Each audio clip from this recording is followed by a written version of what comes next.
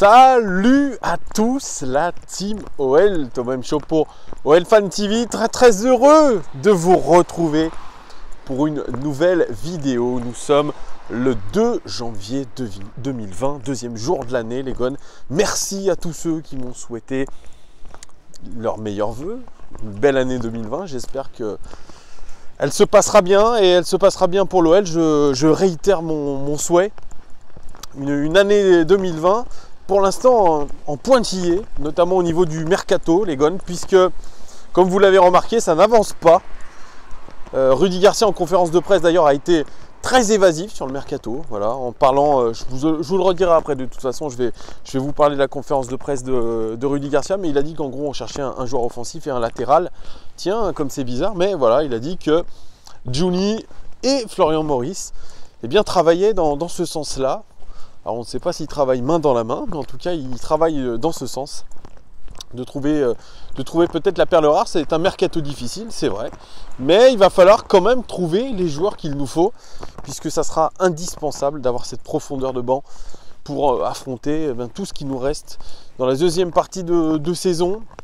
Alors là aussi, je vous en avais parlé dans ma précédente vidéo, c'est la rumeur Moussa Dembélé à Chelsea. Alors, selon Sky Sports, qui est, je pense, très bien informé, Moussa Dembélé aurait été l'objet d'une offre de la part de Chelsea à hauteur de 40 millions d'euros, ce qui a été refusé par l'Olympique Lyonnais catégoriquement. Chelsea proposerait alors une somme d'argent assez conséquente et dans le deal Olivier Giroud. Voilà ce sont les dernières informations. Et poudre de perlimpinpin, ce soir communiqué de l'Olympique Lyonnais qui dément catégoriquement vouloir se séparer de Moussa Dembélé et même des contacts avec d'autres clubs que celui de Chelsea. Voilà, ils disent que Moussa Dembélé s'inscrit dans la longévité, dans le long terme avec l'Olympique Lyonnais et qu'ils ne veulent absolument pas faire partir Moussa. Voilà, ils en font l'un des cadres de cette équipe. Vous savez, quand un club commence à pondre un communiqué de la sorte, c'est qu'ils ne sont absolument pas fermés à le vendre, mais c'est juste pour faire monter les enchères et la négociation, et faire avancer les négociations.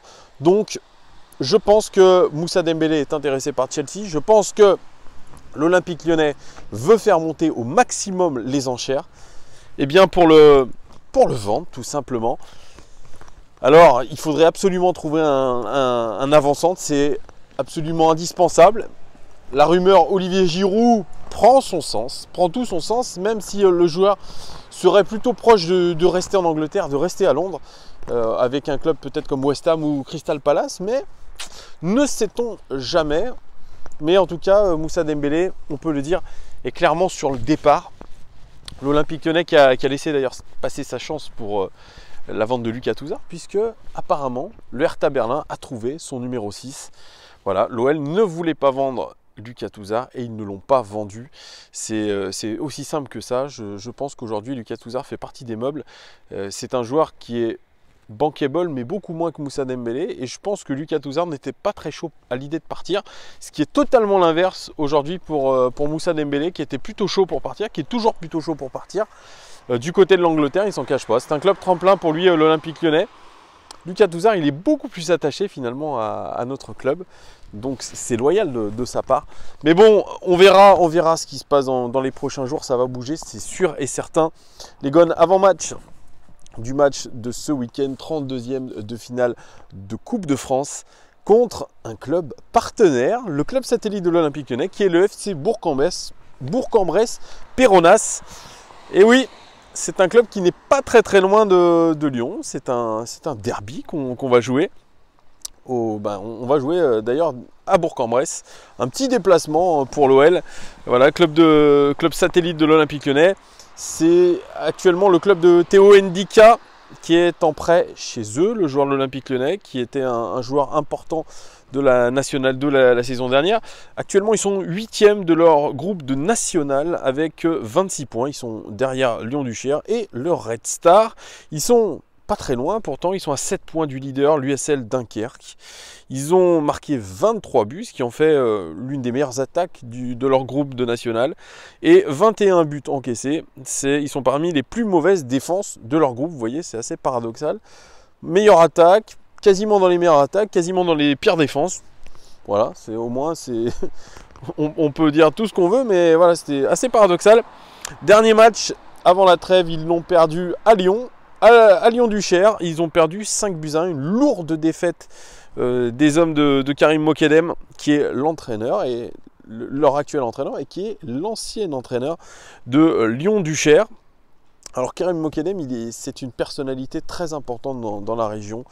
Oui, parce qu'il a été ancien entraîneur de Lyon-Duchère, mais surtout parce qu'il a une vision du football, il a une vision du métier d'entraîneur qui est très intéressante. C'est quelqu'un qui parle beaucoup de tactique.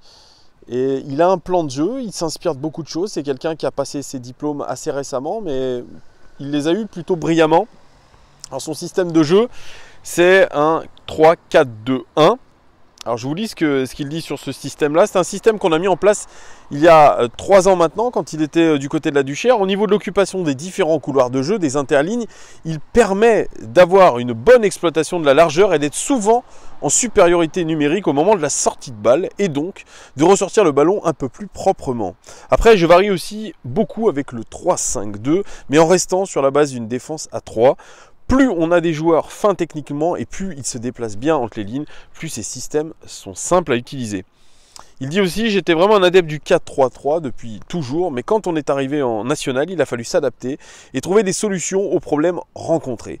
Parfois, et notamment en France, on est beaucoup enfermé dans une défense à 4. Et quand on passe dans une défense à 3, qui est en fait souvent une défense à 5, tout le monde dit qu'on est frileux, qu'on joue comme ça pour bien défendre. Certes, cela permet de bien le faire, mais surtout, cela permet d'être cohérent et de bien attaquer. Donc là où j'ai progressé, je pense, c'est dans l'adaptation. J'ai élargi ma palette et ouvert un peu plus mon esprit pour changer de système notamment, sans oublier l'aspect vidéo qui est devenu un élément essentiel dans ma progression. Moi j'aime bien ce qu'il dit Karim Mokedem, je trouve très juste dans ce qu'il raconte, il est très précis. Il parle aussi de ses principes de jeu. Il dit qu'ils sont assez simples. On est beaucoup axé sur l'utilisation du ballon. On doit savoir s'adapter en fonction de la position du ballon. Savoir à quel moment on est plus dans un jeu de possession, de transition ou d'attaque rapide. Mais sur le principe, j'aime que mon équipe ait le ballon, mais une possession constructive qui amène quelque chose, pas seulement pour dire je possède le ballon. Un style offensif, moi, je ne sais pas trop. Après, tous les joueurs qui jouent avec moi savent que notre philosophie, c'est de ne pas refuser le jeu. On est là pour jouer. Avant tout, le football reste un spectacle. Ça, c'est bien dit, ça, j'aime bien. Je pars du principe que c'est toujours plus agréable de voir son équipe jouer au football plutôt que de la regarder balancer de longs ballons devant et refuser le jeu. Quand on s'inscrit à vouloir proposer un contenu, c'est automatiquement plus plaisant pour le public. Après, bien sûr, il arrive qu'on dise que le résultat prime, qu'il faut gagner. Le football, c'est un jeu de plaisir, mais attention, ce plaisir peut aussi se trouver quand on défend. Sur certains matchs ou certains terrains, on n'a pas le choix, mais à domicile, on se doit de proposer du jeu, ne serait-ce que pour les gens qui viennent au stade. Mon fonctionnement est de m'adapter à la zone où on récupère le ballon. Si l'adversaire est en place, je vais mettre en place un jeu de possession. Si je récupère le ballon à un niveau médian, je vais essayer de profiter du déséquilibre de l'adversaire et donc d'être dans la transition pour le punir tout de suite. Si je le récupère haut, je vais aussi essayer de le punir. Je pense que plus les entraîneurs vont essayer de s'adapter en fonction de la zone de récupération du ballon, mieux ça va être. Mais la question est, comment vont-ils s'organiser pour récupérer le plus haut possible? Il faudra observer cela.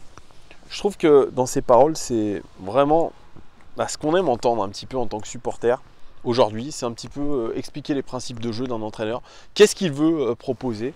Et Karim Mokedem, il est très clair dans ce qu'il veut proposer. Il le dit, voilà. Je pense qu'on aura affaire à une équipe du FC Bourg-en-Bresse-Péronnas qui va vouloir faire le jeu. Ils sont à domicile, ils vont essayer d'avoir la possession du ballon. Ils vont jouer contre nous, je pense, bien dans la philosophie de jeu de leur entraîneur. Essayer de ressortir proprement les ballons. Après, il y a quand même 2 niveaux d'écart entre l'OL et le FC Bourg-Péronnas. Mais voilà, je pense qu'on aura une équipe face à nous qui va être joueuse, qui sera surtout très motivée. C'est un 32e de finale de Coupe de France. D'ailleurs, leur entraîneur l'a dit dans son interview d'avant-match. Il a dit beaucoup sont passés par l'Olympique Lyonnais. Beaucoup auraient rêvé d'y rester. Il y en a un qui est prêté, qui était en handicap, qui ne jouera pas d'ailleurs ce match puisqu'il y a une clause dans son contrat. Mais ils ont envie de se montrer, donc ils seront extrêmement motivés. Et ils ont eu toute la période des fêtes pour se reposer et faire le point. Et je pense que vraiment, on va assister à un match plutôt plaisant de leur part. En tout cas, c'est ce que je pense. Voilà. C'est qu'ils ne viendront pas les bras croisés. Et attention, parce que c'est le charme aussi de la Coupe de France, c'est qu'un petit peut battre un gros. Et ça, on le sait. On sait que toutes les équipes, même amateurs, je crois que le national, c'est amateur. Je ne sais plus si c'est amateur, vous me direz en commentaire.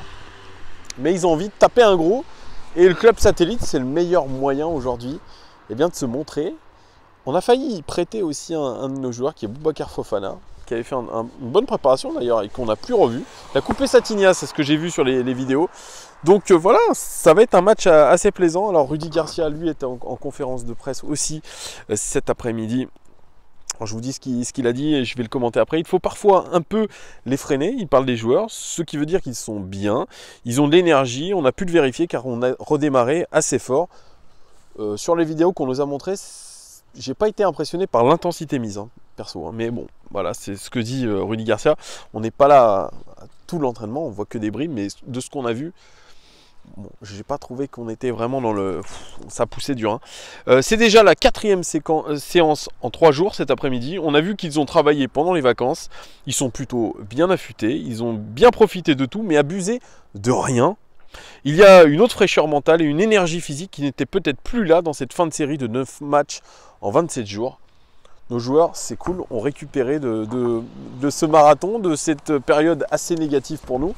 De ce que dit Rudy Garcia, ça y est, on est reparti sur de nouveaux horizons en ce début 2020 et nos joueurs sont prêts.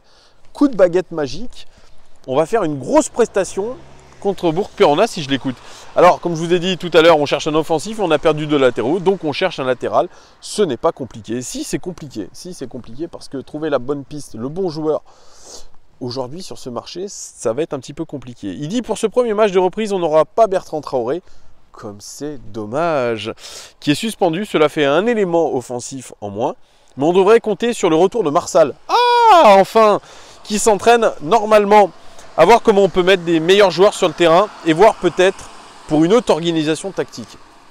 Et oui, l'opposition va être tellement intense face à OFC Bourg-en-Bresse-Péronnas qu'il va falloir chiader la tactique, évidemment.